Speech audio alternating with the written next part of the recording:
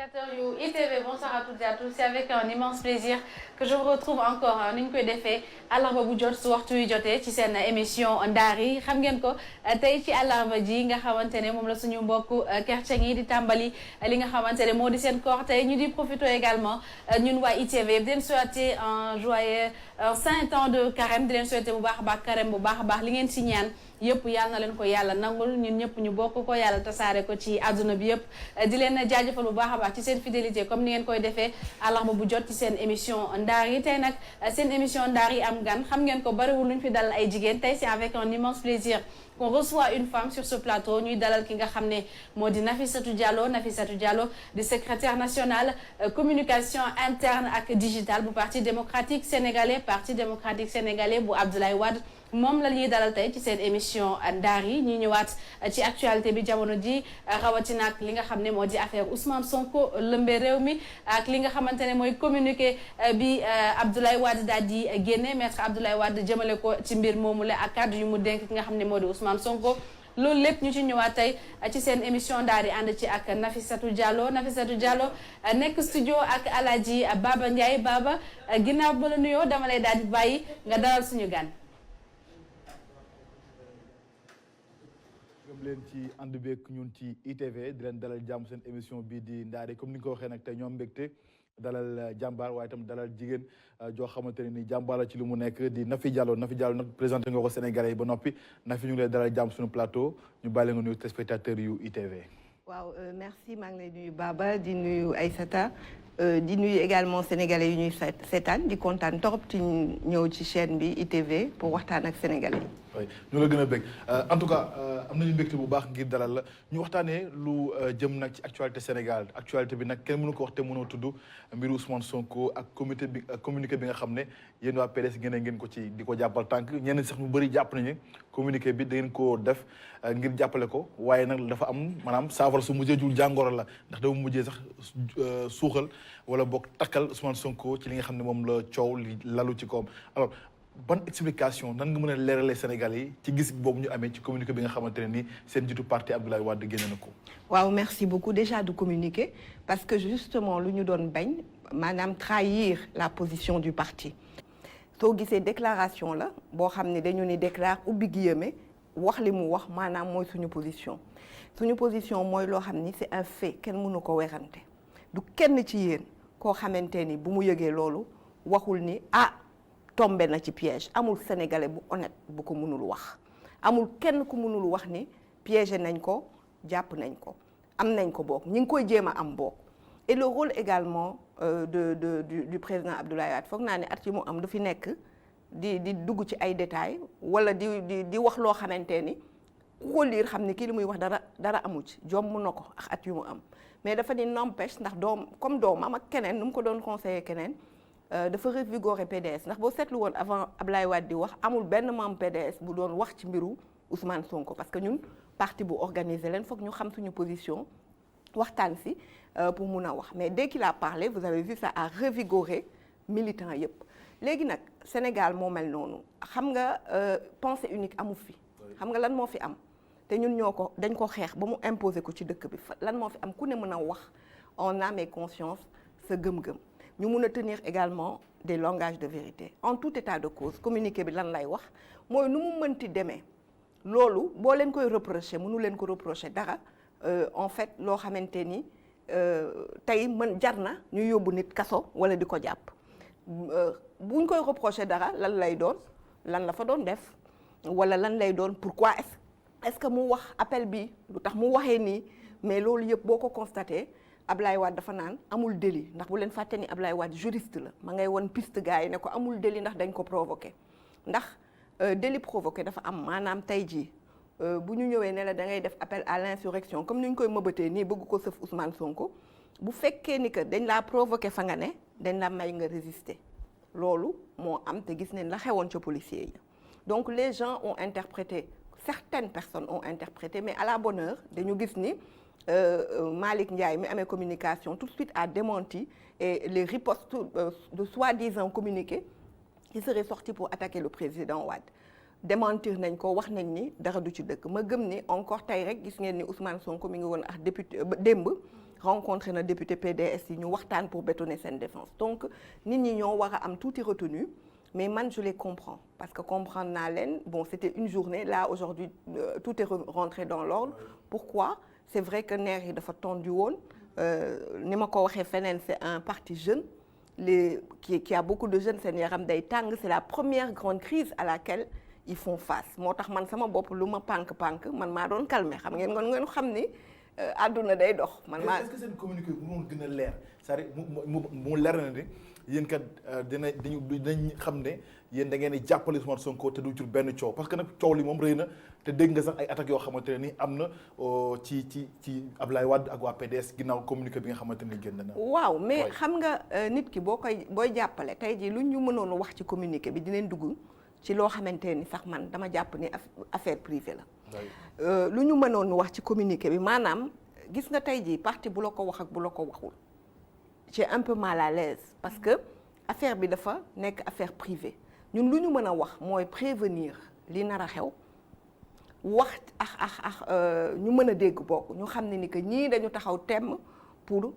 faqastal Ousmane Sonko tey jii bu ñu nekkoon di détailler ay communiqué du rôlu PDS di détailler parce que di nga dugg ci loo xamante ni xëy na sax waroo koo wax. wala xëy na c'est gênant. est-ce que sax eggu leen foofu tamit quand même. est-ce que eggu leen foofu oui. je ne le crois pas parce que tey jii mais tout le monde sait ce qu'on a dit qu'est-ce qu'on a dit. que on constate jàpp nañu ni da ngeen takkal Ousmane Sonko wala ngeen dugal ko te sax te yoon jàllagul mais defagul dara ci rôle am. déedéet takkaluñ ko de dañu ni ñëpp xam nañ ni ndax Ousmane Sonko moo ni dem na fa waaw wala déet. Ousmane Sonko moom moo toogaat ci télé wax. yenn wax loo xamante ni tey jii ñoom si la ñu sukkandiku yéen a ngi koy gis toute la semaine pour wax ni di jàpp ay xale di purger le Pastef purge dëgg la ñu nekk di def Pastef en ce moment il y a plus de 50 personnes qui sont arrêtées yooyu yëpp ñun c'est notre rôle pour wax ni ci lii ñu jëm nag mënu leen ko ci topp ndax yéen a ko provoqué par contre ñun boo ñu seetloo waxuñu ba léegi ci affaire u plainte Ndaw si Sarr ñun li ñuy wax mooy yii ñu nekk di def ci purge yii ñu nekk di def Pastef di arrêter ay jeunes alors que ñoom ñoo leen fekk ca kër Ousmane Sonko provoqué leen ba nga xamante ni dañu riposter pour protéger seen leader bu ñu yemoon xaar Ousmane Sonko ñu lever immunité am ñu convoqué ko dans les règles de l'art du fa egg. mais est-ce que li indi coow li yëpp bokk ci manque d'expérience bi nga xamante ne président Abdoulaye Wade mu ngi ko yor parce que comme ni nga ko waxee dañu leen fekk fi ñu nekk. waxuñu leen dara defuñu leen dara jël si wuñu Sonko mais dañ leen mel ni ñu leen provoqué woo leen ci xeex boo xamante ne du xeex bu officiel lañ leen woo mais dañ leen cukk rek xale yi daal di tàgg. mais loolu laay wax gis nga ñun le dimanche j'ai suivi xale yi may liggéeyal ñu ngi may dégg dama ne ko demain j'espère que ñoom ñëpp dinañ calme parce que ñii ni ma leen xamee dinañ fa dem pour provoquer leen pour mun a sukkandiku. ci peut-être li Ousmane Sonko wax. Le lendemain bi mu amee même chose dama leen gis ñu nekk 6 à 12 policiers ñun suñu biir avec d'autres responsables ñu ciy waxtaan ma ni leen ñu ne ma mais ñi jàpp si wuñu Sonko dañ ñëw yëngal xale yi parce que yow amul kenn koo xamante ni day jàppi leader politique candidat à une présidentielle am ay militants nga dem di ko jàpp ak benn auto police ak ñaari auto police nañu waxante dëgg parce que ñoom ba ñu buggee coow li jeex bari gàtte nañ ruy bi kenn xandaalootu fa donc 6 policiers yooyu demoon fa naan ay dañ doon wax pour port de masque mënoon nañ ñëw demander tout gentiment on peut parler aux responsables parce que dañu bëgg ngeen circuler n'est-ce pas. mais bañ a provoquer xale yi itam. kon da nga jàpp ne ñoom ñoo nekk à l'origine de cette violence là. ah oui mais parce que luñ fa qu'est-ce qu'ils allaient faire là-bas premièrement lan lañ fa doon def. xam nga ni dañuy joxe prétexte comme quoi que dañuy tere rassemblement yi actuellement. mais justement loolu la nañ waxante dëgg ñëpp àdduna yëpp xam nañ ni. dañuy tere rassemblement gis nga état boo ko amee Ablaye Wade da koy faral di wax état da ngay soxla itam situation am nga xam pleine mesure lu mu état comme on dit l'état est froid Ablaye Wade gëmul loolu gëmul ni parce que état mën na nekk koo xamante ni day comprendre citoyen wam yi xam contexte bu ñu nekk c'était pas nécessaire donc tey ji yooyu yëpp dafa am yu bëri yoo xamante ni même doo ko bëgg di expliquer parce que boo ko waxee sax tu donnes le bâton pour à l'APR ou à Benno Bokk Yaakaar pour battre Sonko mais en tout état de cause amul kenn koo xamante ni Sénégal tey jii amoo li Ablaye Wade waxoo ko nañ waxante dëgg c'est ça la réalité que tout le monde a dit mais ñun lu ñu important mooy tey jii lan Sonko lu mu mënti def tey jii ci li ñu koy accuser yëpp muy lii ak li ñu ko bëgg tuumaal lu ci mënti xew ñoom ñoo ko provoqué loxo état mi ngi ci ginnaaw loolu ça c'est évident on sait tous que y a des gens qui tirent les ficelles ba ñu yegg si fii nañu waxante dëgg. Et quand le président Wade dit dans son si xaw ma communiqué laa xam ne tuddee xaw ma la déclaration xaw ma leer ci déclaration bi que dañu exploiter ses points faibles ses faiblesses il fait allusion à quoi mais bien sûr tey jii bu ma état man di ut si mais sama point faible la may attaqué bu xoolee ci man musuma occuper fonction musuma gérer keesu état aw ma loo xam ne état mën na ma ko takkal mais lan lay xool la ma doon wax man ku ma bëgg posone boo ma indilee fii ginaar doo ma jàpp boo ma indilee waaye jox ma màdd wala gerte danga ma ciy jàpp parce que te ku ñuy topp qui peut imaginer rek toujours dama koy wax ni que état Sénégal ak renseignements généraux yi topp ñu Ousmane Sonko comme yéen dañ koy bàyyi noonu muy dem loolu gëm ngeen ko yéen ban sénégalais moo koy gëm amul ne téléphone am yi dinañ ko déglu yu soxnaam dinañ ko déglu képp ku ko jege dinañ ko déglu sàggam ñun ñi tekkiwul dara sax ñun dañuy dugal ci yooyu xaw ma fichier lañ koy wax xaw ma waxuma la Ousmane Sonko donc ñoom dinañ xool fan lañ ko mënee téye ak fan lañu bu dee am na ñu yónni pour ñu dal ci kawam fan la ñu mën a aw ba jot ko loolu moom képp kuy politique xam nga loolu am na yoo xamante ni renseignements généraux du la ci bàyyi d'autant que nous sommes dans un état policier boo xamante ni tey jii Ousmane Sonko géré wul dara ci keesu état fan lañ ko mën a taqalee ci lan lay def quotidiennement wala lan mooy ay activité am mën nañ sax aw si xaritam aw ci keneen lépp loo xamante ne xam nañu lii moom mooy point faible am wala lii lay pratiquer mooy habitude am wala lii mooy yi mu tàmm di def mais foofu lañ koy aw duñ ko aw ci loo xamante ne defu ko wala du habitude am vous comprenez ça c'est l'état qui fonctionne comme ça moo tax pardon Ablaye Wade ni un adversaire futé et puissant kan la mais l'état il a nit ñi dañuy fàtte ni Ablaye Wade a occupé la tête de l'état pendant 12 ans la ngay lekk sa kër sax état bu ko bëggee xam dañ koy xam te quoi qu'on dise ñun suñu ay renseignements généraux ay nañ suñu ay police ay nañ donc ñoom buñ ko bëggee piéger dañuy xool fuñ koy fan la kiiwul pour dal ci kawam donc man je pense que c'est les polémistes ak ñenn ñoo xamante ni itam ñooy bëgg rek waxtaan li ñu bëgg mooy peut-être ça se comprend ce sont ces partisans que ñu taxaw ne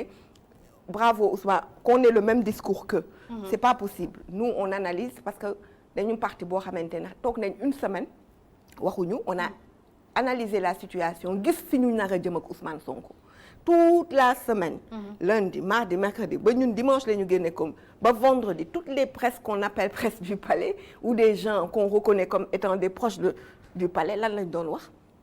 atteinte à la sûreté de l'État appel à l'insurrection sédition xawma lan destruction des biens appartenant à autrui looloo tax ñun itam on doit alerter et prévenir également wax ak tey gis may alerter que fi ñu bëgg jëm ak moom loolu lañ ko bëgg taxal xale yu ñu jàpp luñ leen jàppee ñu ngi leen jàpp am na ku ñu yóbbu sax chambre criminelle am na ku ñu yóbbu chambre criminelle ne moom moo taal Prodac xawma Auchan waaw ñeneen xale yi ñuy jàpp ñi ñëpp purge ay audio ay mais c'est une purge comme dans les régimes mais est-ce que quand même c'est normal de défendre malgré que ñun ñëpp nakarlu nañ li nga xam ne moo dal Ousmane Sonko c'est normal tamit est-ce que yoon na tam ñuy défendre actes yi nga xamante ne jot na am bés boobu noonu mais moo tax ma ni la Ablaye Wade ne buñ ko constaté bon xëy na mën nañ wax ni am na énervement tooñ am na wala dara wala piégé nañ la ci sa tempérament ci loo xamante ni mais c'est pas une raison loolu délit provoqué la maanaam dafa di loo xamante ni mënuñu ko teg sa ndodd parce que ñoom bu ñu fa ñëwul woon duñ fa egg xeex du am bu ñu ñëwul woon foofu fekk ay xale yu tàng jër foog ni dañuy oto yi taal Auchan yeeg yàqate yenn bagages yi non xam nga ci Ousmane Sonko la ñu bëgg egg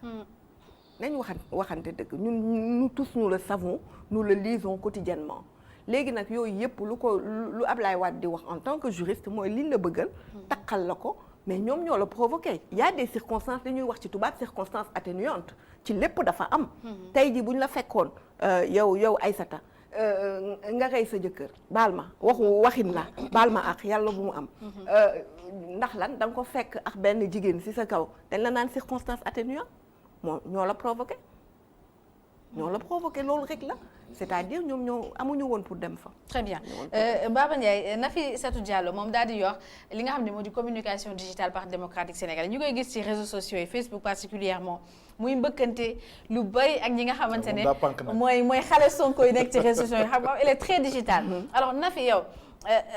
am nga ay notions yu bari xam naa ci comme digital. maîtriser nga bu baax a baax environnement réseaux sociaux yi. suñ la doon wax tey nga analyser ñu la com d'avant et d'après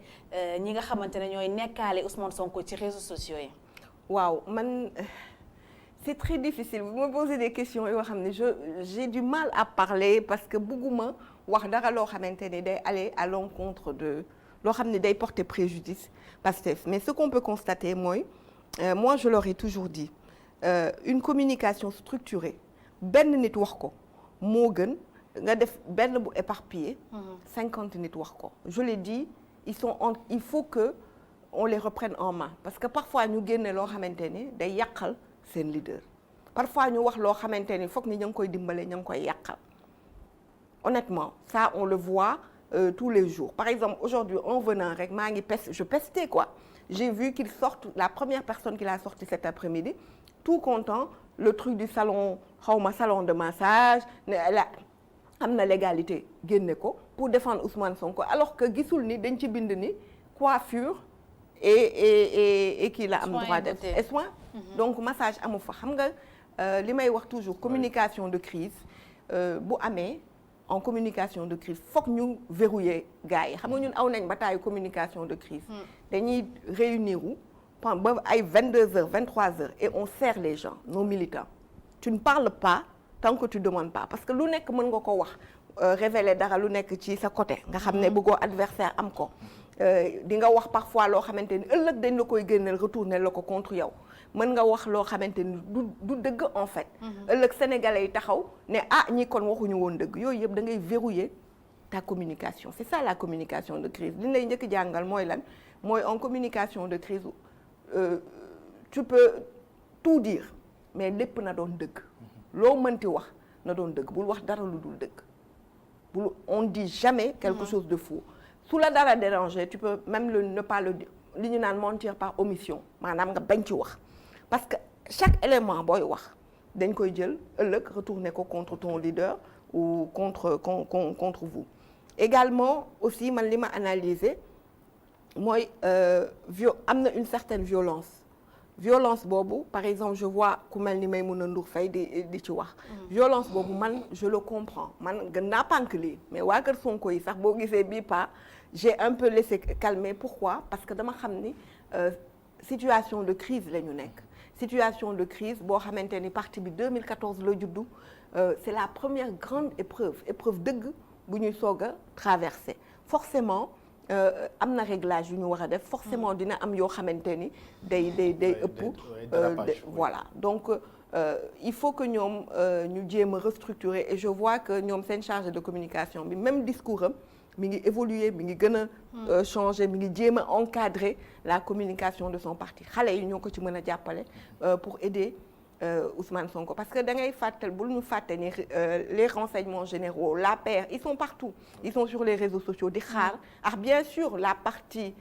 civile maanaam ni porte plainte ñëpp a ngi xaar lu ndaw loo xamante ni mën nañ ko relier ak Pastef pour taqale leen ko wala utiliser ko contre. est-ce que loolu dina yomb ak aujourd'hui réseaux sociaux yi du mu mel liberté bi ci am ak manque de contrôle bi nga xamante ne vraiment am na ci mu nekk problème ci ñëpp. mais xam nga tu as toujours quand tu es dans un parti politique tu as les pages phares de tes militants ou responsables. Par exemple militant boo xam ne bu bindee 100 nit a koy gis. kooku jarul sax ça n'a pas d'impact tey même bu waxee loo xam ne wala kiiwul mais koo xamante ni c'est un de tes militants ou responsable boo xamante ni am na visibilité ñooñu da nga leen di war a contrôler xool veiller à ce que également ñu nekk ci ligne parti bi ci ligne Ousmane Sonko parce que même discours Ousmane Sonko par exemple bi mu wax quand il a reçu les femmes ce genre de discours est un discours qui a ému tout le monde genre yooyu noonu pour ñoom la ñu war a relayer xam ni topp seen ligne parti donc c'est pas compliqué quand c'est un parti qui est un tant soit peu organisé tu sais que ñan ñoo lay jàppale mën nga wax ak ñoom ñan ñooy ñoo xamante ni même bu ñu dul Pastef reconnaître nañ leen comme Pastef nga mën a wax ak ñoom yow secrétariat exécutif bi wala directoire bi. Très bien. Alors Alaaji leneen aussi li nga xamante ne mooy par exemple yéen vous avez eu le cas Karim Wade. Karim Wade gis ngeen nu mu démarré ba fi mu mujjee quand on voit wala bu ñu gisee lire Nafi Diallo sur les réseaux sociaux li ñu gis ci plateau on a l'impression que da nga garder benn amertume bu ndaw par rapport ak ni opposition bi faralee di seetaan ñi nga xamante ne ñoo nekk en difficulté ak ñeneen ñi. Est-ce que dañu ne est-ce que mën na jàpp ni Ousmane Sonko est dans le même cas ak ban posture la yéen ngeen nar a am yéen waa Parti démocratique sénégalais. Waaw déjà c'est pas la même chose aucunement bokkul parce que aujourd'hui Ousmane Sonko li tax affaire bi compliqué waxtaan benn citoyenne sénégalaise moom moo porté plainte un citoyen sénégalais. Même si ñun ñëpp en notre fort intérieur et pour être honnête xam nañ ni am na ay mains yu am doole yu nekk ci mbir bi ñu ci dugal seen loxo kenn xamul lan moo fa xew on ne peut pas le savoir on peut se fier que à ce que dit monsieur Sonko kaawu Karim Wade lu tax man ma am ci amertume parce que tout le monde avait la latitude de voir les documents ndax am na fenn foo xamante ni képp nañ fa Karim Wade ndax am na parce que ñëpp mënoon nañ gis ni audité nañ ko Karim dañ ko audité waat ko c'est le seul qui a eu un quitus de bonne gestion maanaam dañu dem ba ne ko ni nga gérer ni nga toppee le code des marchés affaire yooyu yëpp a jaar yoon. tey jii ñu gis ni amul fenn foo xamante ni am na trou amul détournement de deniers publics d'ailleurs même CREI yi toppeewu ko loolu dafa mujj wax ni xam nañ ne amaloo ñu dara waaye ni nga amee xaalis jaaxal nañu donc jël ay société jàmbur moomale ko donc il y a aucun document de l'État boo xamante ni prouvé na ni Karim Wade jël na 1 franc des Sénégalais amul. ñu ñëwati te loolu tout le monde avait la latitude de le vérifier et de le voir c'est-à-dire tey jii ñi taxaw ñëpp di def donneur de leçon wala di wax lii wala lële ils savaient très bien que Karim Wade musul jël 1 franc Sénégal musuñu ko topp corruption dañ ko ci topp taqal ko ci pour mun ko am lu gën a diis pareil dañu ne mu toppewuñ ko délit de corruption ni de détournement de deniers publics donc les Sénégalais am na ñoo xamante ni dañu seetaan parce que cas Karim Wade moo indi cas Khalifa moo indi tey jii ñu def lii si dès le début parce que le PDS a été tout seul face à l'État de 2012 ba 2016 ñun kese ñu jàkkaarloog État ba pare jàkkaarloog opposition itam ñu doon wax ne opposant lañu donc ñu nekk foofu ba am 72 personnes yu tëdd kaso c'est un record 72 personnes tey alhamdulilah ñu ciy xeex ba libérer suñu ay nit mën a dem élection c'était très compliqué te gis nga damay faral di wax toujours injustice boo ko gisee man su may wax tey jii ci affaire u Sonko mënoon naa cee mandu mais dama xam ne ni que am na yoo xamante ni ñu nar ko teg doomu jàmbur itam bu ñëpp noppee du baax ñëpp tey jii kuy démocrate te xam naa ne loolu itam la Ablaye Wade ressentir que ñii de fi ñu ko bëgg yóbbu bu ñëpp seetaanee dinañ naxasal doomu jàmbur donc loolu yëpp dafa war a nekk une leçon pour nous tous pour qu'on comprenne que réew bi ñu nekk bu ñu gisee benn injustice bu ñu taxaw naan ndax sama xarit la ndax maak moom ñoo far nañ dénoncer injustice bi te bañ a nekk di xool coloration politique wala lale. mais loolu li ko indi est-ce que du opposition sénégalaise moo xaw a dispersé depuis 2012 est-ce que du même au sein de l'opposition dafa am ay opposants de l'opposition. ñun mais dama xam nga loolu man dama naan conviction bi ma am man mooy mënuñu am une opposition unie man c'est ma conviction c'est-à-dire su ma xoolee espace politique bi dama la koy wax toujours il faut arrêter de parler de l'opposition et ça même la presse doit nous aider il y a des oppositions les styles sont différents les programmes les convictions sont différentes yu bëre mënuñu ànd parce que man par exemple j'ai beau aujourd'hui soutenir Ousmane Sonko je suis pas forcément d'accord avec ce qu'il propose. Mais pour les grands combats on doit avoir une opposition. moo tax may ñëw ma ni la léegi nag lu ñu mën a def mooy ñu d'accord ci grand principe yoo xamante ni waruñu ci sax toog di waxtaan maanaam les libertés les questions de démocratie les questions électorales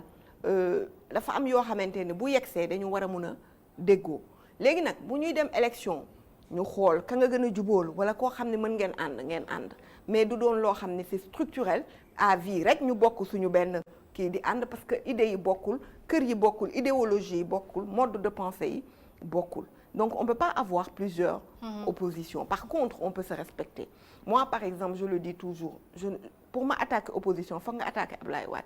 parce que dama naan du ma affaiblir même bu ma d'accordul tey jii dara ci programme à l'époque kii transhumé na y avait Idrissa Seck qui est aujourd'hui mburoog soow ma nga fële ca moo xam mooy mburu wala mooy soow en tout cas mi ngi fële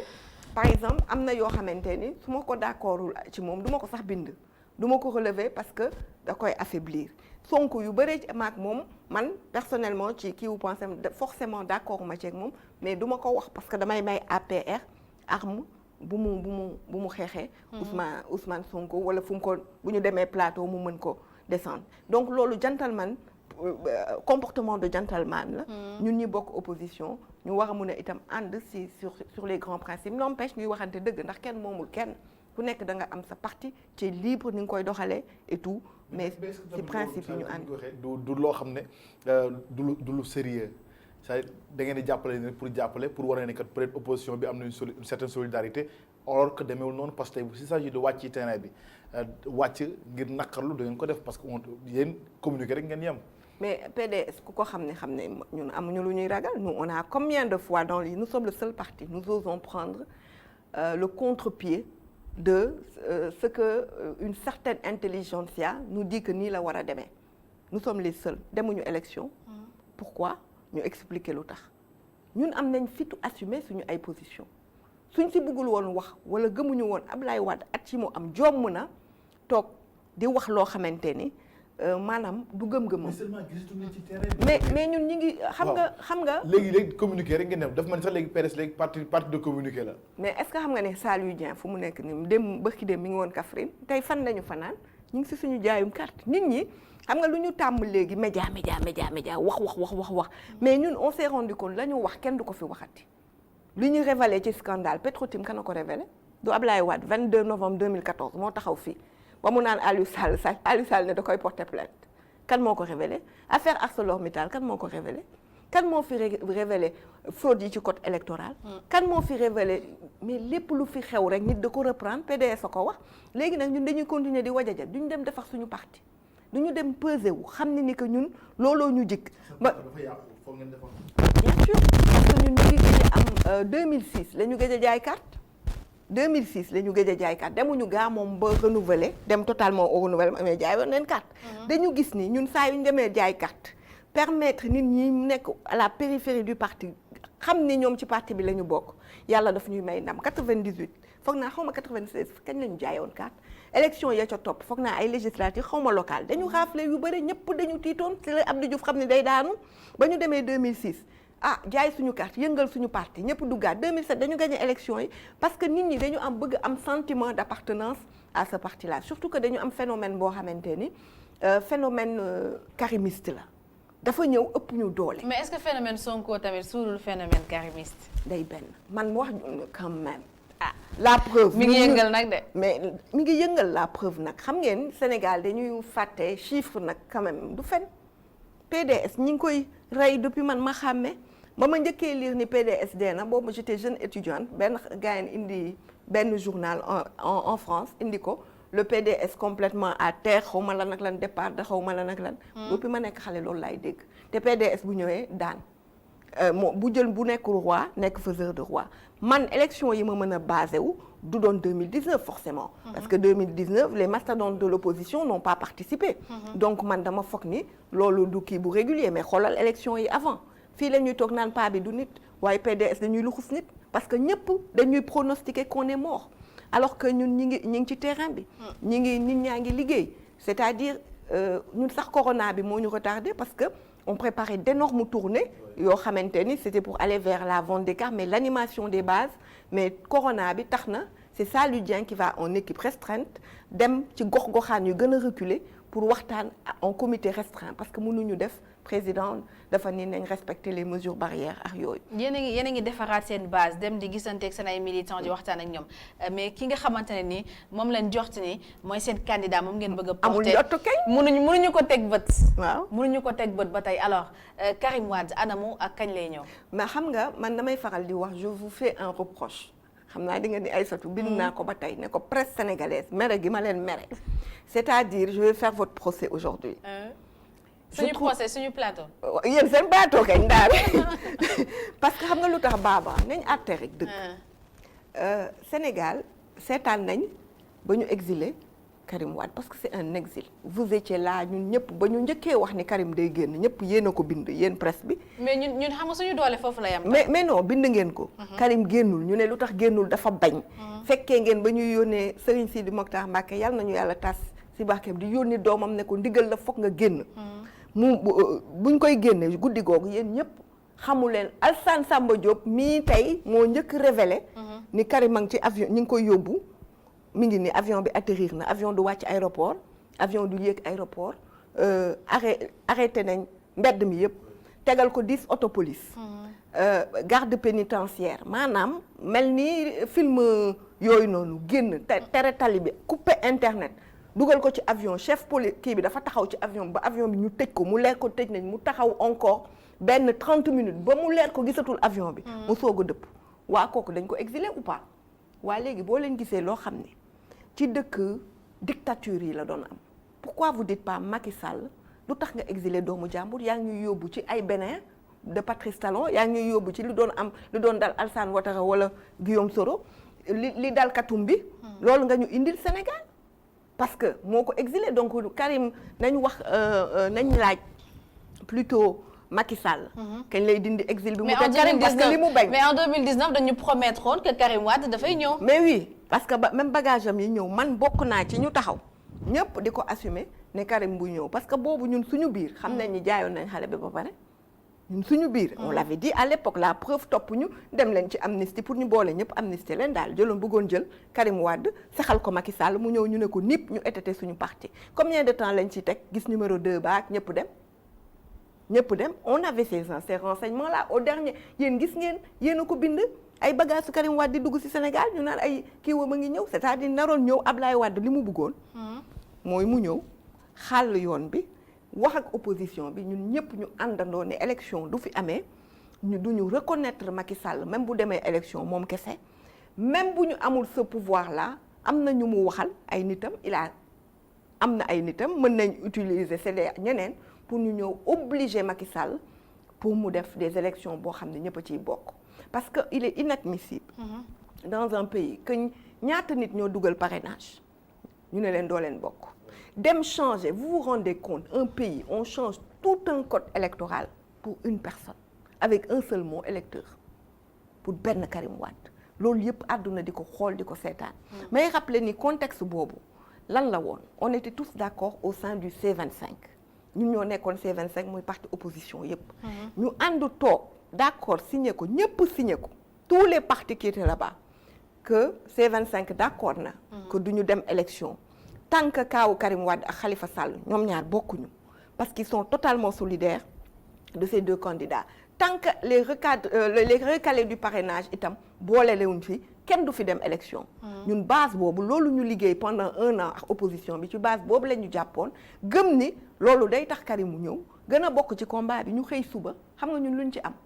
toog ba mu neex ñu rek ñu gis Idrissa Seck campagne tout léegi lépp leer na gis Idrissa Seck dem campagne on n'a rien compris après ñu ñëw taxaw dem France naan Ablaye Wade waaw jàppaleel diw ak jàppaleel diw mu ne leen man jàppalewu ma kenn plan bi ñu tegoon ñun en tant qu'opposant yéen ñëpp ngeen signé ko foofu c'est à ça qu'on doit s'arrêter et même d'ailleurs Ousmane Sonko sa première option c'était ça c'était l'option de Wade. Vous vous rappelez le mail qui avait filtré où il disait il faut que nous allions vers un boycott de trucs. C'était sa première position mais dafa xam ne bu demul ñale kale ngi dem de toute façon mu bokk donc ñun loolu moo tax au dernier moment aussi du ñu jël suñu leader di ko sacrifier alors que on n'a pas de visibilité. donc ñëwu Karim Wade Sénégal retouram ci lan la dépendre. ñi ngi defar suñu bopp xam nga il y aura deux alternatives moo fi am benn lay doon Macky Sall revenir à la raison. xam ne Karim Wade doomu réew mi la. xam ne dafa war a bokk ci élection mënul yàq dossier wam am na droit parce que fépp daan nañ Sénégal amuñ benn procès ne li ma leen naan seen verdict à consommation locale ngeen am boo xam ne mënu leen ko appliquer fenn boo leen génnee Mali bi kenn du leen ko appliquer mu revenir à la répondre li Nations Unies wax muy ñu xoolaat procès wala moom moo xam nu muy def waaye doomu Ablaye Wade bi na recouvrer ses droits comme le demandent toutes les juridictions supranationales yoo xamante ni dañ ko signé Constitution Sénégal moo ko ratifié moo ko wax ci préambule am ne leen lépp loo xamante ni dañ ko signé dañ ko ratifié à l'international day engager le Sénégal donc c'est constitutionnel ñu ne mu régler loolu ou alors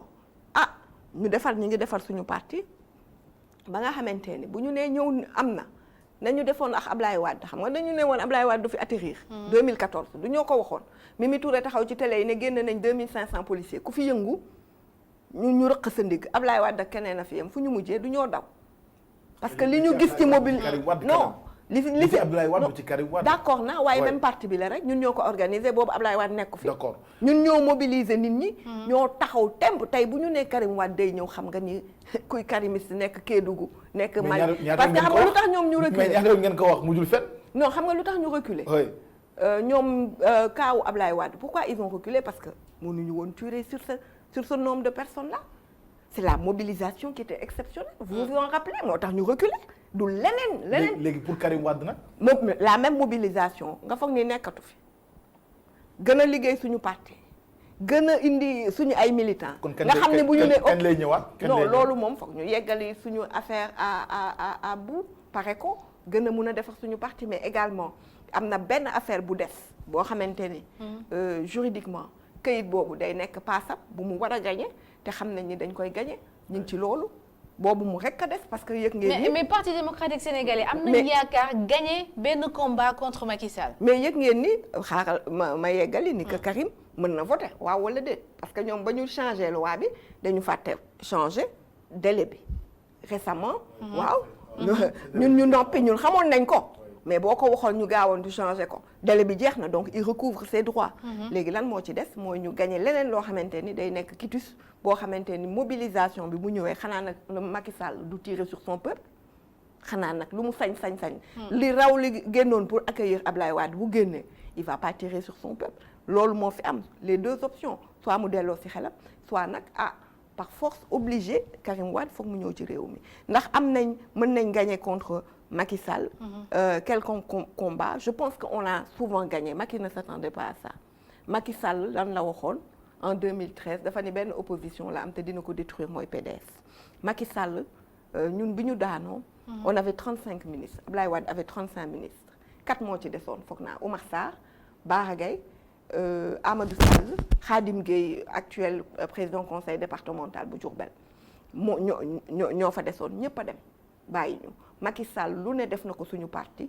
tëj na suñu 72 personnes xale yi dañ leen doon jàpp comme ay wañ da ngay tëdd guddi ñu jël si la donc lu nekk am na fi Macky Sall foogoon na ni PDS du mësati bokk élection démantelé nañu donc man bu nit ñi di wax ni Macky Sall dafa gagné combat dans un contexte où nous étions seuls nous venions de faire perdre le pouvoir boo xamante ni Sénégal koo waxoon Karim Wade Macky Sall d'ailleurs directeur de campagne u Karim laa ko tuddee koo waxoon Karim Wade même au sein du PDS nit ñi dañu doon wax ni ànduñoo Karim Wade moo ñu daaneel ci procès bi la ñëpp sopp xale bi xam ne li ñu ko doon waxal dara du ci dëgg donc moom li mu yaakaaroon ni mën na ko ci ñun yàlla def na ni ça s'est révélé être faux il pensait que ça aurait été très très simple d'en finir avec nous en prenant les gens dafa fàtte Macky Sall benn élément mooy ni que base bi Ablaye Wade. mais est-ce que dama mën ñëw tuuti par rapport ak événement yi amoon seen permanence Amadou Omar Lamine Badji yow sax gaañoon nañ la ci bi ñuy def affaire de carte yeeg renouvellement yi ci mel. alors il y avait une plainte qui avait été déposée fan ngeen ci toll. non ak coow li aujourd'hui tey lan moo ci war a lan moo ci avancé. non loolu yëpp bàyyi nañ ko ci suuf xam nga Ablaye Wade même bu meree itam njaboot bi moom dafa bëgg njaboot bi le problème je pense que solutionné nañ ko en interne. léegi on passe à autre chose parce que tey jii ñi defoon acte boobu le jeune qui avait kii taxaw na ñëw na sax d'ailleurs ci bi ñuy def lancement carte yi. c'est accusé Bara Gaye ne moom moo nekk à l'origine moom moo nekk ci ginnaaw coow loolu lépp ak. parce que non Bara lañ fa tuddoon mais Bara ci boppam génn na seetaan ngeen ko. il a fait une très belle sortie où il a affirmé que moom bokk ci du ànd ak kuy def loolu donc loolu pour man c'est derrière nous et que Bara Gaye a toute sa place et maanaam bokkul sax si 2 ou 3 si 5 ou 10 leaders dafa bokk ci 3 leaders du Parti démocratique sénégalais donc loolu réglé nañ ko suñu biir lépp passé na jeex na on passe à autre chose ça a été regrettable tout le monde l'a condamné en temps et lieu Bara Gaye ci boppam condamné na acte yooyu leerlu na ni laalewu ci yëgu ci réglé nañ ko en interne ak secrétaire général national kon loolu on tourne la page et on avance xool nan la ñuy amee le maximum de militants yuy ñëw adhéré PDS adhéré xam naa certainement pour élection échéance yi nga xamante ne moom lañ jëm alors PDS ndax mën nañ xaar ci élection yi ñu jëm muy local ak législative donte amaguñu date PDS daal di ciy dem malgré que da ngeen boycotté woon li nga xam ne moo di élection présidentielle. xam nga ñi ngi koy waxaat temps yële bindoon nañ communiqué juste avant le Covid ñi ngi ko doon wax ne ñun li ñu gënal mooy bu ñuy dem élection désormais note la bu président Wade defoon mu ne bu ñuy dem élection PDS day dem ci propre bannière am c'est vrai que waxul ni du am coalition mais kuy ñëw si bannière suñu bannière lay doon mais mu ne ba tey nañ taxaw ci affaire fichier électoral bi. Il a souligné à nouveau problème au fichier électoral bi et ça je le dis à toute l'opposition bu ñu génnee ci coowu Ousmane Sonko Pastef bi na opposition bi ou bien même parallèlement na opposition bi xalaat ne du fi gagner benn élection sur la base de ces fichiers fichier bi ñu jaay ñëpp xam nañu mais ñu justement xam nga def nañ ci également communiqué Toussaint wax na ci ñooñu di ko auditer cabinet boobu musuñu am expertise musuñu auditer fichier xam nga lu ñu def ñu jox leen marché bi ñooñu daal di jël marché bi dem jëli ay étrangers sous-traité marché pourquoi demuñu kon jël directement ñooñu pourquoi ñu am ci cabinet bi mu dafa nar a nekk genre auparavant pour demain ëllëg lu ciy xew pour bu amee fraude wala def lu leen neex ci fichier bi ba ñun duñ ci mën a xam dara lan moo leen tere li Ablaye Wade defoon en 2007 te boobu ñun dañu defoon jaay carte astafurlah dañu defoon carte d'identité yu bees ñëpp Sénégal ñëpp a jot seen carte nit ñi di werante lii daf ko def Ablaye Wade daf ko def parce que day dem élection 2007 mu ne leen ñëw leen xool fichier bi ñëpp ñëw xool fichier bi société civile parti opposition ñëpp ne fichier bi nag vraiment mën na dem élection lu tax mu xeeb suñu société civile te ñun ñooy dem élection ñun parti politique yi ñun xam nañ lan moo mën a nekk ci fichier dañ ñu bàyyi ñu audité ko. loolu nan ngeen ci fas yéene taxawee parce que nag vraiment. lii moom foog ñu jig ci comment naka. non pour le moment man mënuma la wax exactement parce que honnêtement waxaguñu. encore communiqué ngeen di fas yéene bindaat taxawaat. non waxuñu ñu en ce moment là waxuñu ñu ñun Ablaye Wade waxaguñu nii ngeen koy taxawoo ak nii ngeen koy defee mais fichier bi à la kulli aline il faut qu'il soit audité parce que mënul dem élection te man xam naa ni Macky Sall loolu lay bay moo tax mu naan ay. nu mu tuddati Burkina rek xaw ma béninois yu ñëw di auditer parce que xam na ni xel moom Macky Sall 2000 mi ngi woon PDS que ñun ñoo démantelé woon des fausses cartes du régime du parti socialiste alors looloo tax ñu gagné élection yi xam na ko bu baax mais loolu moom nit mënu fi dem élection avec fichier 2019 bii nga xamante ni ñëpp xam ngeen ni Macky Sall musul am 56% ñun ñëpp xam nañ ko Sénégal yëpp xam nañ ko. et su audit amul ndax parti démocratique Sénégal day dem au front wala da ngeen di defaat comme ni ngeen defoon en 2019 nekk en retrait. loolu moom Ablaye Wade waxagu ci dara xam nga ñun parti bu discipliné lañu yu bëre yoo xamante ni stratégie yi ñun d'ailleurs suñu kiiwu stratégie c'est Karim Wade depuis 1 an à peu près président Abdoulaye Wade mi ngi ciy réfléchir parce que gis naa ni daal temps yi moo Cheikh Dieng lu bëre mi ngi liggéey ak président Abdoulaye Wade xam naa ci lu jëm ci. loolu la ak nan lañ koy taxawee ak yan perspective raison pour laquelle aussi tournée yi ak préparer suñu militants yi am solo parce que y a beaucoup de combats qu'il faudra engager pas sûrement en début 2022 moom day doon tournant boo xamante ni foog naa ni politiquement c'est là que va se jouer beaucoup de choses c'est vrai que nag itam ce serait malsain quelque part aujourd'hui en 2021 ñuy génn nii en ce moment avec Covid bi Sénégalais yi kii ñu naan xale yi ñu génn pour dem di kii des questions électorales loolu c'est un peu mais 2022 moom année bu charnière lay doon. Aïssata dañu ñëw tout à l'heure ci Covid bi mais dama dégg sànq ba léegi Aïssata yaa ngi wax ci Karim Wade di ko répété xam naa ni peut-être fi mu toll ci yow. sori na waaw mooy sama leader. waaw mais am na ñu bëri ñu jàpp ne aujourd'hui tey le problème du PDS mooy Karim Wade ba sax ñi nga xam ne sax jël nañu retrait jël seen bagage dem feneen génn ci PDS moom bokk na tax li tax ñu génn ci parti bi. xam nga c'est la question facile vous savez quand on était au pouvoir ku bëgg attaquer Ablaye Wade moo taxoon ñu doon topp Karim Wade ku ne dem ba mere Karim Wade lu xew lu mu yëg ak yu mu yëgul la mu waxoon ni bu ngelawee sax ñu ne Karim Wade lu mu yëg ak yu mu yëgul ñu jéng parce que c'est day savant xam nga c'était vendeur parler de dévolution comme si c'était possible dans un pays comme le Sénégal ñuy dem di dévolution monarchique ah Karim Wade. mais nag. car bloquant bi su jàlloon loolu lay dul. mais lu tax kon seulement kii lay ci PDS lay baax pourquoi du baax ci Moustapha Niasse pourquoi du baax ci Macky Sall bu fekkee ne que dañu bàyyi ak xam nga loolu. amul benn sens au fond c'est vrai que gënul parce que ñu bëri contesté nañ ko wax nañ ñu gënul. mais amul benn sens mais yooyu yëpp ñu doon wax élément de langage yooyu ça a été travaillé les assisards ont beaucoup travaillé sur comment ils se sont dit bu ñu nekkee di attaquer Ablaye Wade ci bilan ndax jéem nañ ko fi lu ñu sénégalais yi wax bàyyi leen paa bi liggéey mi ngi liggéey bu ñu ko attaqué moom personne nit ñi dañ koo bëgg mënuñu ko fa jaar léegi nañ jël doom bi dóor c'est la même chose qui se reproduit. parce que dañoo jàpp ni Karim Wade point 8 sax pour mu gagner ko problème la. dem nañ fi élection locale mënuñu fexe ba gagner sax centre de vote am. alors tey aujourd'hui ngeen bëgg ko teg à la tête. du parti mais li may faral di wax 2009. non ñoom ñoo ko fa teg de du ñun Karim musul demandé ñu teg ma fa déjà 2009 mënu leen comparer 2009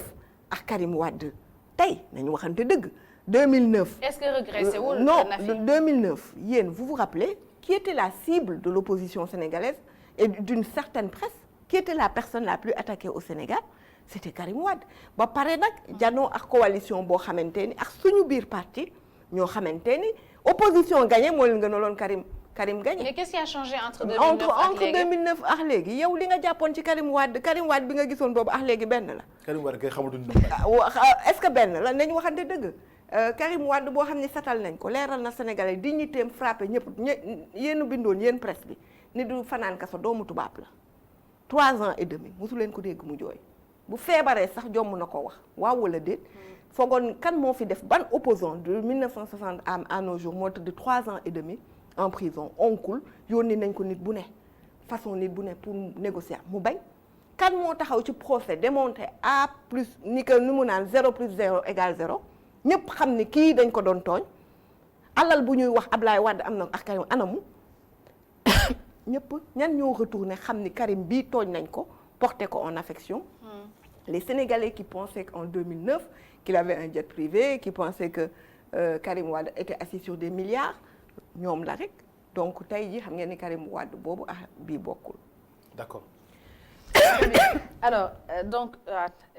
naanal ndox bi donc Baba leer na Karim Wade mooy seen candidat il reste le candidat du Parti démocratique sénégalais ñu ngi koy xaar mais xamuñu kañ lay ñëw loolu la Nafissatou Diallo wax bu dee dina ñëw non bu ñu ampee rek mooy li ma leen wax bu ñu paree li ñuy liggéey ñoom ci Macky Sall la en tout cas dégg na gars yi candidat WhatsApp la ci WhatsApp la yem. mais quand même Nafi les Sénégalais aimeraient le voir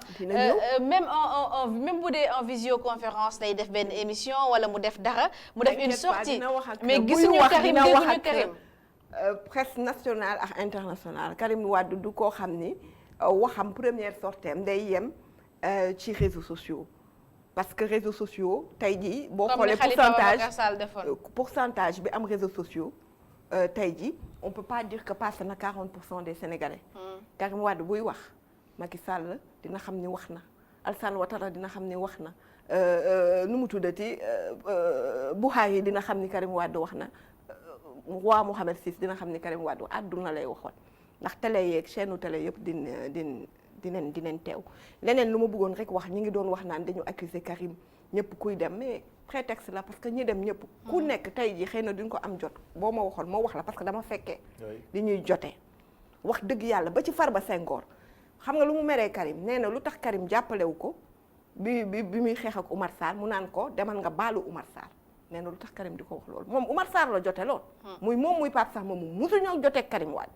dafa ñëw di clamer Karim Wade ne ko jàppale ma nga wax ak Oumar Sarr. lu tax nga wax ñaar ñoom te waxoo ñi des. non maa ngi ñëw waxoo Babacar Gueye waxoo. maa ngi ñëw Babacar Gueye lu mu jotee kii Babacar Gueye lan la jotee Karim Wade dara jotewul ak dara ak Karim Wade lu dul def ay sorteem en pleine présidentielle. pa bi joxe directive amee suñu porte-parole la war a wax au nom du parti di wax moom à son nom day voté lii lay def ak je suis pas d'accord si koo xamante ne boo bëggee jot Ablaye Wade jot ko. Ablaye Wade bi mu defee sortem Papa Ngagne Ndiaye laaj ko ne ko Ablaye Wade bu la woowee mu ne man bu ma amee jot woo na ma mais da aw ma jot du yéen a ko seetaan. Ablaye Wade am na fulla sa kilifa amoo jot wuy ji ko bu ma amee jot rek dinaa ko wuy ji Ablaye Wade nangu porte-parole laaw moom it mel na keneen ak keneen li ñu bëgg la Karim dul def demande amnistie bii ba mu jaralee ñu dem ca dialogue ba Karim. Mais est-ce que le PDS ne fait pas tout tourner autour de Karim Meïssa Wade ba léegi ñenn ñi ba ñu frustré. mais ñoom li ñu bëggoon xam nga lan la ñu dem ci dialogue ba négocier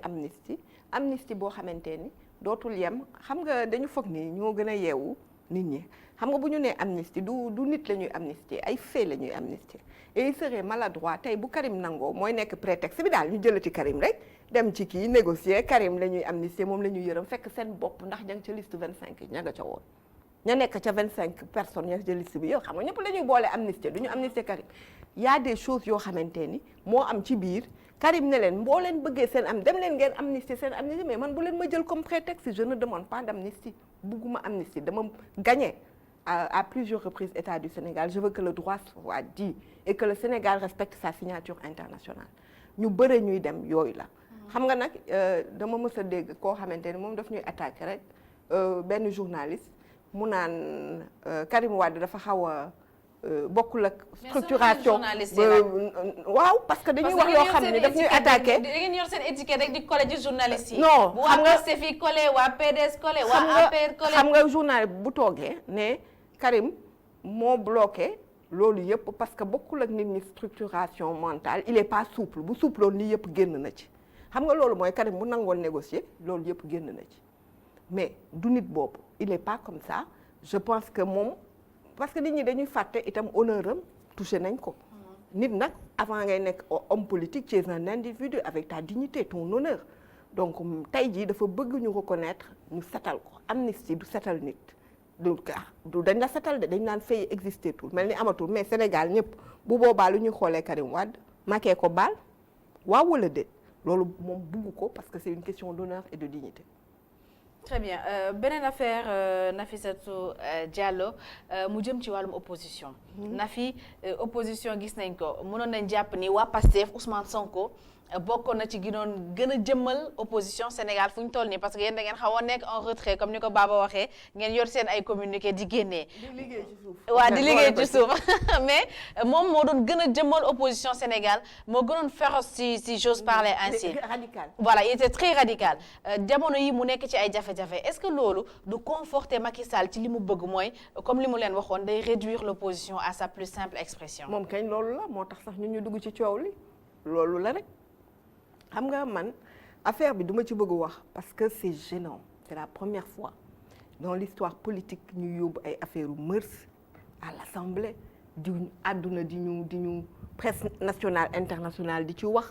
dafa sordide est-ce que vous voyez ce que je veux dire c'est gênant c'est sordide te sama yaram dafa daw dama lire sànq benn article bu Ousmane Sonko ku ma waxoon ni man dinaa dem ba ressentir j'avais une boule bi mu naan même bu xool sëriñam ñëwee sax da koy nëbatu ndax lii xam nga dafa c'est très am na yoo xamante ne kilifa sax même bu xamoon ni lii am na parce que nous tous nous supposons bokk man sama njot ni y a pas eu viol du fa mënti xew itam gëmuma ni yow it gëmu keneen ak keneen nguur da ngay génnee chef d'état de temps en temps da ngay génne nit ki ci dara man daan naa ak dégg ni nuitamment malgré que Ousmane Tanor Dieng jubóowu ni mu meloon ci Ablaye Wade ay booy ñu jàpp wala dara daan naa dégg ne dinañ wax mu fexe lu mu ci mën a def mu def ko ci bu fekkee mën na ci dara parce que justice c'est qu'on le dise ou pas tey jii parquet bi Macky Sall mën na wax ak député parce que député bi dañu ne sax taxaw ne ñun wax nañ ko ci joolaa taasu nañ ko ci séeréer nee nañ ñoom Macky Sall lu mu leen wax ñu voté ko. am na affaire yoo xamante ni warul yegg rafetul ci démocratie rafetul ci république bëgg xeex sa parfois sax sa opposant mën na juum nga jox ko loxo li Ablaye Wade naan je n'aime pas cette façon de combattre un adversaire. fair play quoi. waaw politique dafa ànd ak gentleman da ngay kii sax dëgg ci sa tànk nit ki bu ko sëf ba mu suufee humiliation yi parce que je sais pas comment vous expliquer c'est gênant de parler de tout ça mais en tout état de cause tey jii lii kenn waru ko seetaan waruñu bàyyi nit ñi ñu koy naxasal di yàq image am di xoolal boo duggee réseaux sociaux yi site boo dem c'est malsain elle a dit ceci écoutez l'audio fuité écoutez est-ce que vous voyez est-ce qu'on mérite ça Sénégal 1960 nu ñu construire suñu démocratie su nguuru Macky Sall la lii amee moom mën na tey jii même si par extraordinaire je sais pas xawma lu kii Sonko avait tort Macky Sall ma am na ay canaux yu mu mën a utiliser pour yëf yi même bu fekkee xale bi génnee plaintam ñu dem waxtaan moo gën bu ñu demee lan lañ ciy gagné lan la ñuy gagné bu ñu demee procès lan qu'est-ce que le Sénégal gagnera li ñu naan parfois waxtaan bu kii moo gën un mauvais noonu lañ koy waxee am na nu ko tubaab di waxee. mais jusqu'où ngeen pare pour dem ci combat bi est-ce que da ngeen nar a taxawee comme ni ngeen bëggee woon nit yi taxawu leen ko ci bi ngeen amee problème ak Karim Wade. ah mais maanaam Ablaye Wade dafa libéré sax xale yi loolu mooy man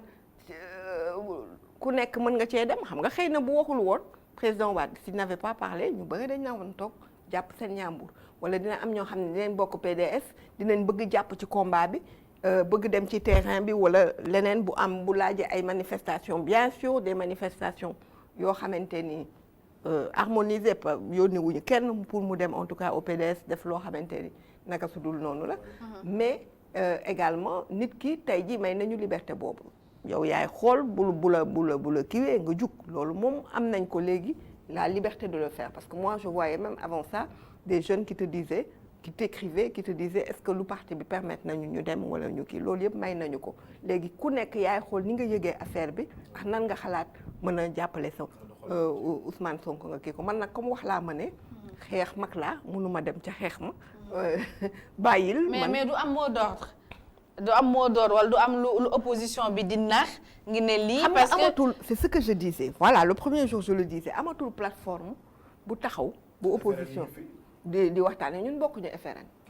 ñun bokkuñu ci boo xamante ne dinañ mun di waxtaan di préparer suñu ay kii comité de quartier yooyu amatul donc yooyu sax foog mu ñëwaat parce que 2022 mii ñu ñëm dina metti foog mu ñëwaat pour ñu mën a xam nan la ñuy coordonner suñu action ak ku nekk lan nga mën a indi ci yenn combat yi loolu yëpp nag ñàkk front commun boo xamante ne ñëpp dinañ ci mun a waxtaan moo ñu indee peut-être que tey jii doo xam exactement quoi faire et puis c'est une question c'est les Sénégalais aussi qui sont concernés Sénégalais bu sentir ni lii injustice la war ngaa mun mais les questions politiques dafa mel ni intéressé tout trop les combats politiques sax laay wax intéressé tout trop Sénégalais parce que dañu naan c'est eux dans eux dañuy xëy xeex tey xëy suba commencé tasaaraxawaat est-ce que du politique yi itam ñoo perdre la confiance des Sénégalais ba ngeen xaw a wetti seen ay combats. je suis tout à fait d'accord dama naan dañu dem ba nga xamante surtout transhumance beeg xam nga tey jii nga xool koo xam ne moo doon diriger combat yi contre Macky Sall nit ñi di leen vaar wala kenn ku doon taxaw di wax Macky Sall tu peux peu xaw ma tu sais peu xaw ma tu peux xam nga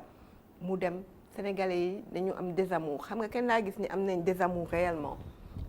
c'est Macky Sall itam n'est pas c'est que les gens sont révoltés dañu mer ba denc xam nga dërkis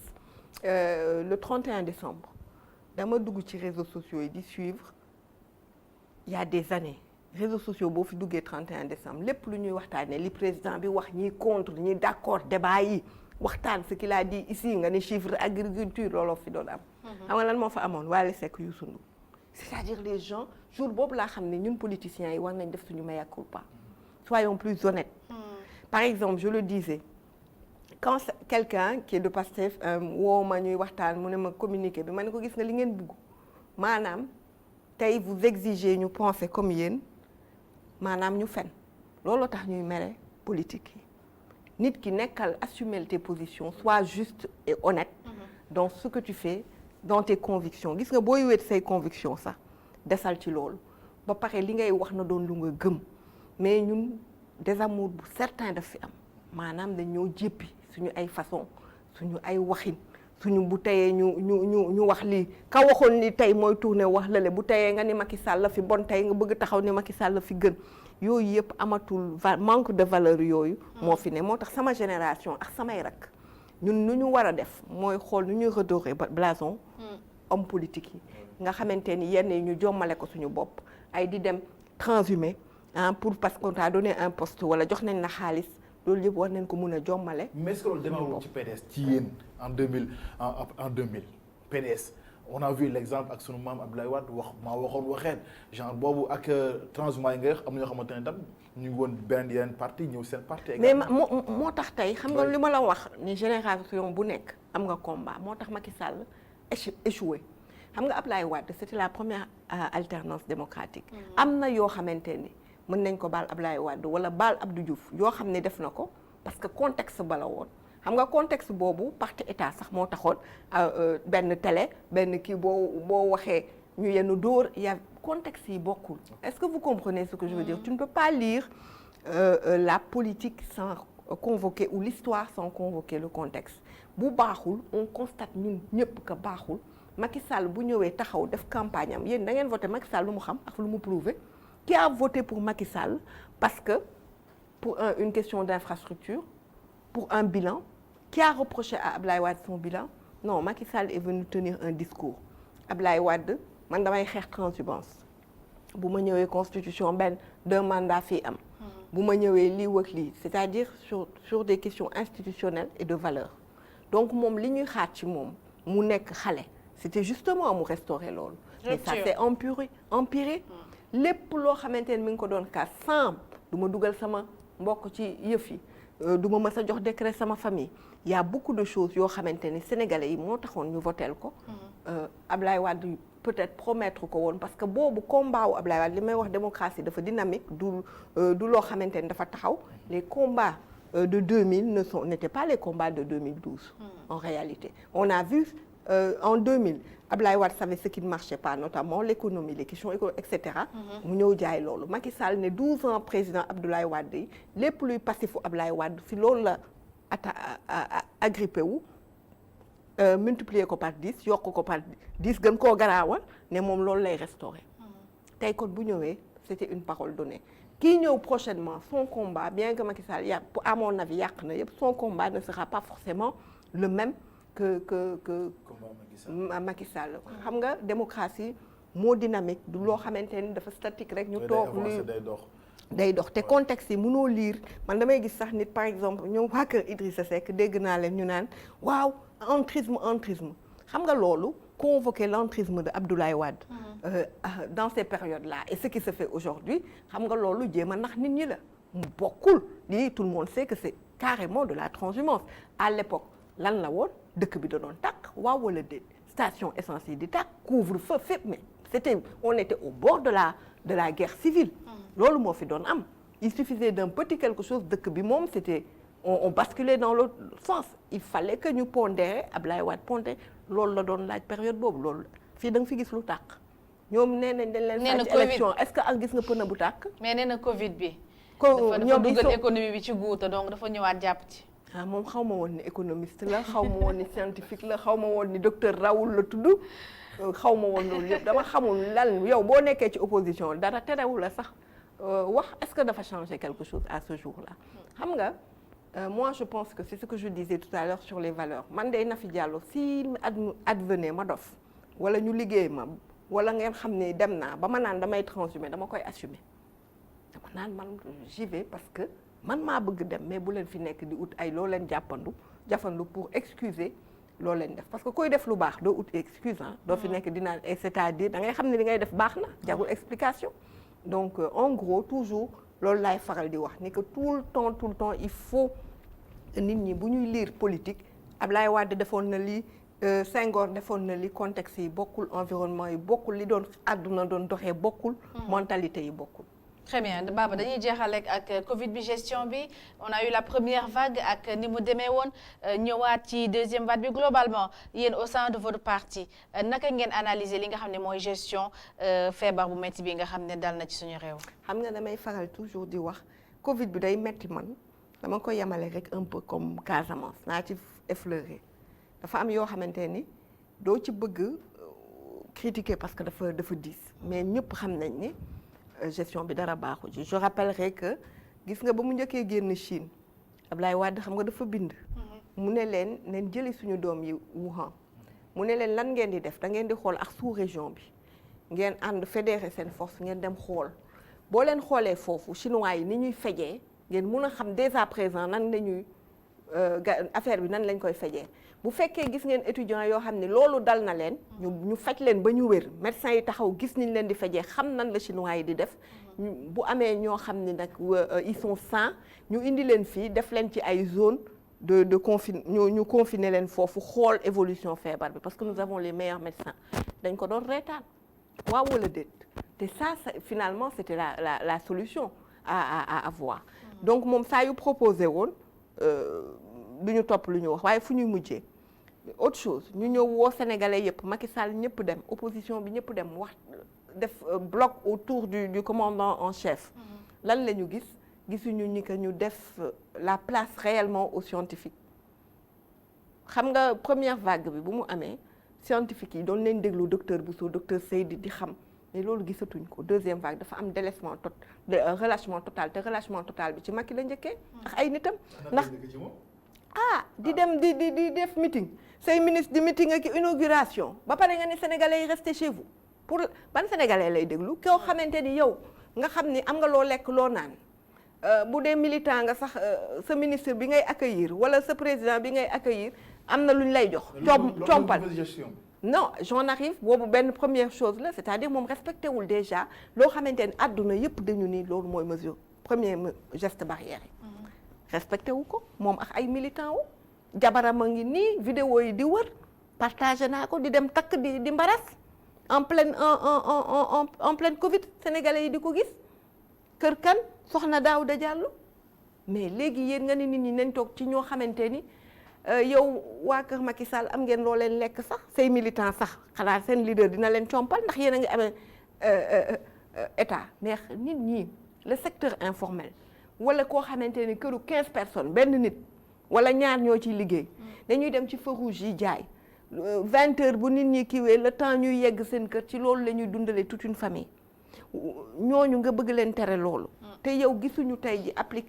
effectivité loolu déggatuñu les scientifiques mais Macky Sall fii ban gestion moom kañ moom li mu wax rek vivez avec le corona loolu il nous a abandonné à nous-mêmes deuxième chose gestion bi ñoom ils ont géré non pas de façon médicale à mon sens mais dañ leen doon wax dama doon laajte ndax Sénégal famine moo fi am loolu laa doon laajte ndax ceeb beeg diwlin beeg saabu bi waaw loolu la ñu jël def ko man nga joxe masque en abondance ak gel en abondance teewul itam nga jàppale nit ñi ci lu ñuy lekk parce que itam foog nit ñi lekk moo ma gën a lool mënoon na sax utiliser aujourd'hui les plateformes de la Sonatel tey jii même Fouta sama village bale gudd de Diobé à Matam foofu am nañu am téléphone pour tey def les systèmes de transfert d'argent et cetera yooyu yëpp mënoon na fi nekk moo gën jënd saako ceeb bi ku nekk nga jox ko loo ko jàppale ci xaalis boobu c'est des réflexions et je dis toujours Ablaye Wade mais jugule na crise boo xam ne c'est vrai que du comme Covid mais c'était la crise aviaire gisoon nga li mu doon indi les questions vaches folles c'est-à-dire ganaar yi nag moom ñëpp a doon dee lan la njëkk def première chose dafa tëj mais mënuñu ko comparer quand même non je veux dire ci animaux yi c'était la même chose rek dañ doon dee nii nga leen di gis vous vous rappelez de la grande crise aviaire mondiale mais loolu lan la njëkk def dafa am rek mu tëj frontières yi ne benn ganaar wala pooj du fi duggati loolu d'ailleurs moo développé l'industrie avicole au Sénégal mu daal di financer gars yi poulailler financer leen may leen doole boo xamante ni dinañ mun a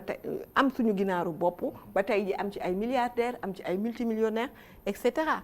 dafa renforcer tout de suite les entreprises dans ce secteur-là et pourtant boobu mi ngi juguler yeneen crise énergétique crise alimentaire mondiale crise des subprimes financières ñetti crise yooyu te ñoom dama leen doon faral di wax bu ñuy wax toujours bu ñu jógee rek di ñu rey naan yeggoon nañ à 1% xaw ma 2% de croissance ma ni leen gis ngeen ñun contexte boobu ñu nekkoon maa ngi xaar yéen contexte boobu ñëw ngeen xool ñaata ngeen di am na tey xam nga moo tax mënoo lire comme ça ex nihilo un taux de croissance te liiroo le contexte lu tax lii ak lii yan crise moo am donc tout ça pour dire que gestion bi moo war na mën a baax Macky Sall war na anticiper ñàkk tëj suñu frontières yi itam ndax ragal Macron am na ci c'est ça la vérité bàyyi frontières yi ñëpp di dégg naa deuxième vague bi xawma virus mutant bi étranger itam moo ko indi man mënuma comprendre ñoom ñu ñeneen ñi di protéger seen réew yow nag ngay sànni sa réew am na Togo maa ngi lire ni Togo mal ils ont très bien géré le truc d'ailleurs léegi ñoo jël paie ci affaire gestion Covid bi parce que ñoom dañu anticiper ils ont anticipé sur beaucoup de choses et sur la deuxième vague comme ni wax tout à l'heure est-ce que vaccin yi nekkul peut-être judd na waat yaakaar amaat yaakaar pour ñu amaat pratiquement une bonne gestion ci Covid bi xam nga damay dégg toujours am ñu naan waaw waruñu wax ni que vaccin bi baaxul na ni ma ne ko ñun dañu nekk régime militaire parce que nit ñi ngi prévenir moi je lis un professeur sur les réseaux sociaux ak yeneen professeur yu ma gis ñi ngi ma dekk des doutes ci vaccin bi man comme damaa wóoluwul ki fi ne ndax ni mu bëggee Macron man daf ma jaaxal dama ragal xawma lu ko Macron sant wala lan mais vaccin bi pour le moment jógewul France quand même déet dama xamul parce que ndax OMS moo ko kii foog naa mooy li OMS Sinopharm mango OMS moo ko homologué te ñëpp nan la ñuy soupçonné OMS c'est kii am na ci doole Bill Gates on le soupçonne de quoi maanaam seen nouvel ordre mondial bi réduire le truc xool nga Inde nuñ koy toppee ba tey na fi complotiste yi la gëm non gëmuma complotiste yi de mais dama ni je suis un peu méfiante par rapport à truc sama xel non loolu laa lay wax te xam nga mënuma yem ci loolu kese ne je rejette mënoo également taxaw ne nañ vacciné wu parce que ñi fiy wax spécialiste yu bëri yu fiy wax lii ma wax la ñu wax wóoluwuñu am na spécial yuy wane sax ni effet secondaire yi comme li xew en Inde la ba Bill Gates demee woon pour vacciner xale yépp seen amatuñu tànk ba tey jii ñu topp ko daan ko loolu la ñuy bañ mu dal leen xam nga y a les deux versions donc ñun en tant que non scientifique on attend un docteur Bousso wóolu nañ ko un professeur Seydi wóolu nañ ko pour ñu wax ñu lu ñuy def mais bu dee Macky Sall kese ak programme politique du ma vacciné wu mais ñaar ñooñu bu ñu waxee ni baax na ma dem jox sama loxo parce que wóolu nañ leen wóolu nañ seen liggéey. balaa ngaa jeexal dama bëggoon justement ci affaire Sonko Adji Sarr yow tu es une femme nga nekk jigéen également nga dégg turu jigéen ci scandale bu mel noonu wala boog affaire bu toll noonu te dégguñu leen ngeen wax ci moom jëm la ci tout le temps yaa ngi wax Ousmane Sonko affaire politique la complot la tey ban taxawaay la ñu mën a xaar ci yéen ci affaire bi justement par rapport ak Adji Sarr. waaw je voulais juste rectifier musuma wax man personnellement ni complot la wala affaire politique dama ni affaire bii piégé nañ ci loxo obscur am na ci j'évite même moi de parler de l'affaire Adji Sarr ak Sonko boo seetloo sama waxtaan yëpp je parle plus si yeneen yi ñu bëgg a teg ci noddam ci affaire Adji Sarr ak Sonko dama la wax ca njalbeen ku ko wax ak ku ko waxul affaire privée la c'est vrai que xam nañ ni am na ñuy tirer des ficelles. waaw xaaral parce que Sonko moom mooy plutôt la personnalité publique. ñun tey jii am na yu bëri yoo xam ne doo ci mën a sore parce que bëggoo léser kële mais tey jii le débat c'est plutôt Ousmane Sonko qui est la personne publique léegi li may wax toujours xaw ma ndax dëgg la nee naa la sànq xaw ma la fa xew kenn xamul la fa xew la dame xale bi Sarr bu fekkee man day maa ngi lay ñaan. bu fekkee li ngay wax am na loo xamante ni du ci dëgg retirer sa kii nga dem waxtaan ñu teg lii ci suuf bu fekkee nag li ngay wax itam dëgg la y a bel et bien eu lieu viol ni mu ko waxee